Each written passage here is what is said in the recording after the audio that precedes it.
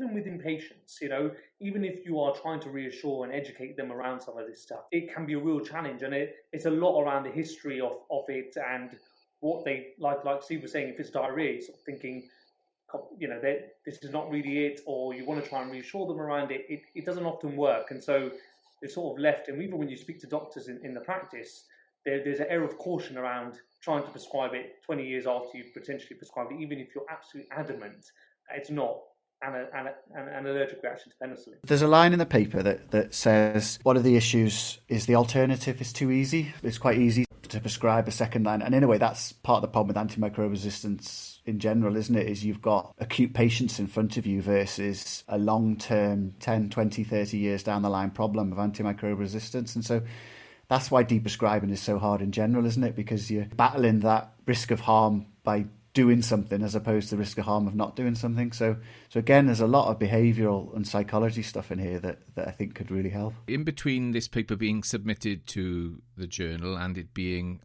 published, there's another paper come out in the BMJ Open on developing a behavioural intervention package. And that paper really goes into some detail, including the health psychologists that we've talked about and the behavioural interventionists about what's needed to be able to change this behaviour. And so I would draw people's attention to that paper. We'll put it in the podcast notes. And I think that's the point of this paper, just to finish up, is that it was an exploratory focus group and ultimately the conclusion is this, which we've essentially already talked about, is guess what? It's a really complex problem.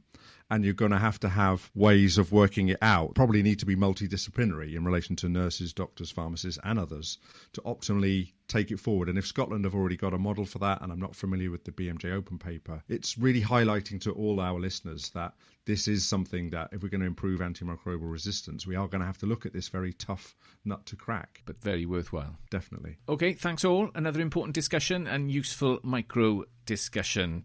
A big thank you to Ravi for joining us on the Oral Apothecary and for sharing his views, his desert island drug, his career anthem and his book. Coming up next time, we will be joined by Angela Carrington. Angela is the Regional Medicines Governance Team Lead, working at Belfast Health and Social Care Trust and the Department of Health in Northern Ireland. We look forward to catching up with Angela next time on the Oral Apothecary. It's Gimmo now with our contact details and the final ingredient. So yeah, thanks Jamie. You can find us on Twitter at Oral Apothecary or email us at oralapothecarypod@gmail.com. The final ingredient, any vultures where you live? No? I think I know why. We talked about the side effects of NSAIDs a few weeks ago, and I spotted this tweet by Aled Roberts, who's a pharmacist in South Wales. An odd side effect of the NSAID diclofenac came to light when a team of scientists investigated the curious decline in the vulture population of the Indian subcontinent. These birds feed on dead cattle, some of which have been treated with diclofenac for veterinary reasons. Apparently, residual amounts of the drug in the carcasses prove uniquely toxic to this species. And so when I looked at it further, it's not just a quirk. It wiped out 97% of the vulture population, the vulture population was wiped out down to 97%, and when they removed diclofenac from the system, the population come back by half. So if you're ever wondering why there's no vultures outside, maybe it's diclofenac's fault.